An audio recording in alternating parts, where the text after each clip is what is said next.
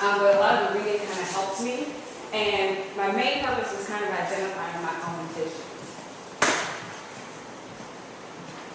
So we did a reflection piece at the beginning, and the big question for me, like consistently in my own life, what has actually been something that inspired me over time? And as I began reflecting about this, I started thinking about my past. One, I have a very close-knit family, and I'm from South Carolina, so we had that very southern kind of thing going on.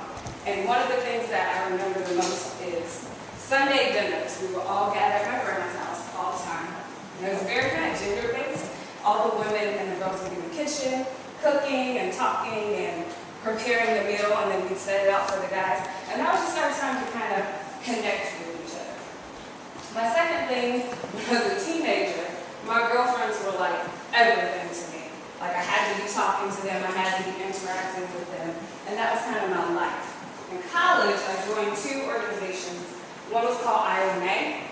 It's a Ghanaian name for the girl who was from Ghana who started it. And it was basically to get all women from all walks of life together into one forum, just to sit and kind of talk about the issues going on, kind of with us personally and on campus. I joined a sorority. Everybody knows what that is and how that can play into life as well. And also with TFA, once I got here, I kind of joined with the People of Color organization, just kind of a little baby club within TFA. And we just hang out and talk about stuff. So that was kind of my past. So consistently it's been women of color. That's my thing. That's what I'm inspired about. That's what I want to work on. That's who I want to be around. So you'll see later how that plays out into my vision. So what am I doing right now? Since I've been in Baltimore, I've been working with all sorts of women who are from different backgrounds, different academic backgrounds, and different cultures at these different schools who have really had these very tight visions, very straightforward purposes, and no-nonsense attitudes. And I've kind of enveloped that into my kind of theory. So in the future, what am I going to do to like put all these things together? My whole thing is about empowering women. That's what I want to do, and that's how I want it to play out. But then I had all these other questions like, how am I going to do it? When am I going to do it? What way am I going to do it? What city? What town? I have no idea. So I had to keep reflecting and keep reading. So my journal began with kind of this crazy concept map that you see here. And I was trying to figure out all the things in my life that I'm passionate about, and in what ways, and why, and where it came from. So I'll keep going and kind of explain it. So, women of color. My first year teaching was so traumatic because I would walk into the room, be ready at my door to greet my students, and my girls would be, get out of my face, don't talk to me, and I'm getting all this attitude and all this anger, and I have no idea what to do with it, no idea how to deal with it. But I want them to not come with that anymore. I want them to be logical and fun and warm and enthusiastic and the beautiful people that they already are. So how do I go about doing that? I won't bore you with all the statistics that I found, but there are just a lot of different things going on with women of color. The high dropout rates, the really poor health rates, the really strong single families that are going on. I'm kind of concerned with the issues underlying that. Keep going. I was looking at the prison rates, and they've kind of grown for women, and I think that kind of parallels with the fact that the teenagers also dropping out of school, having more children at a younger age. Just wondering with the welfare, kind of how the community life plays into all these things that are coming on into their heads. Physical abuse, different things going on in different households.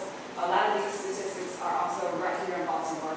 But there is hope because I've seen statistics that also say that women of color are first time in their families going to colleges and being very successful at both traditional universities and at HBCUs.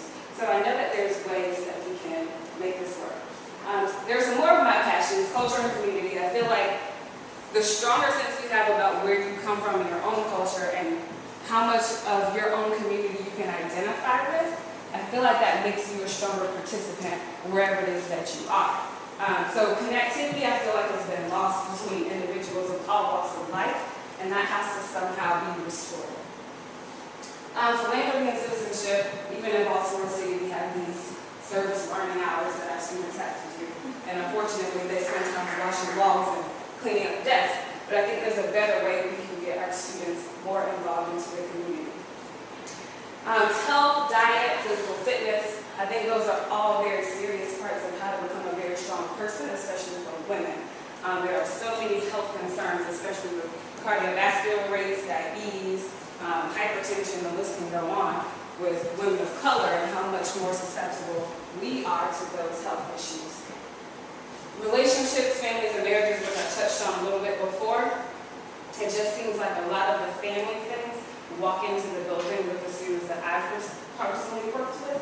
And I just wonder how much could the community start to do to kind of restore those issues. Spirituality, and I'm not talking about religion when I say this, I'm saying things like love and humanity and tolerance and commitment and contentment with oneself. And how can we cultivate that with the students and the individuals we work with. Finances is a big one. I feel like in cultures like my own, it's not discussed, and we don't really get the know-how to be actually wealthy and have sustainable success. And things like credit reports and scores are never even talked about at our houses, and it's a problem because we can never obtain any real wealth without that sort of knowledge. Also, sustainability. I'm not very savvy with this myself, other than I live in a recycling bin outside my backyard. But I want to learn how to teach the people that I work with how to be more resourceful with our resources. Of course, we want to make sure that our students have a strong academic background so that they can be competitive in the American world or internationally. And timing is everything. A lot of our students don't get the message of how life decisions, if made in a proper order, can lead to a different sort of success that they may want. So they just really need to be able to have those adults around them who can cultivate that. So all these things kind of came together to lead me to where I'm going. So one of our activities was creating our own credo for what we want to do as a leader, which also transformed into my vision statement for my future empowerment center or school. I'm not sure where I want to go with it. But working hard to solve problems is number one. Making sure that the mind, the body, and the spirit are continually stimulated and growing. Making sure that we're embracing diversity in all forms, not just by racial lines. Treating everyone with respect and taking responsibility for our own words and actions. So the vision's kind of spelled out here, just really connected all those things I just talked about to what I would want to work on with women and youth, particularly of color, but of all different backgrounds. All right, and so those are a few of my references for the statistics I showed, and then my acknowledgments on the next page. I particularly want to shout out Ms. Cassandra Millette, who I was working with for my internship, as well as Aisha Allman, who are not in the room right now, but they were very essential to working with me this summer. So I sped through that so I can make the time. Do you have any questions? All right, thank you.